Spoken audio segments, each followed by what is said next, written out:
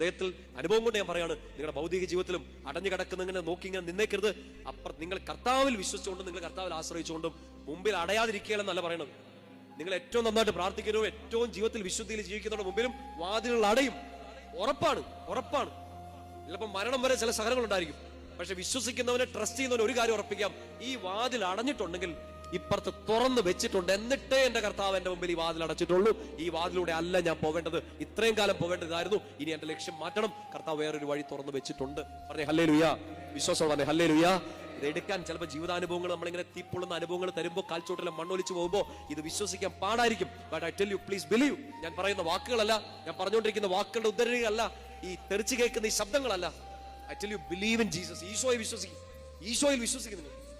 നിങ്ങളുടെ മുമ്പിൽ അടഞ്ഞു കിടക്കുന്നതിലേക്ക് നോക്കരുത്, തുറന്നു കിടക്കുന്ന കർത്താവിലേക്ക് മാത്രം, അവൻ തുറന്നു വെച്ചിരിക്കുന്ന വാതിലുകളിലേക്ക് മാത്രം നോക്ക്. നിങ്ങൾ നാണം കെടാൻ അവൻ അനുവദിക്കില്ല. പറഞ്ഞേ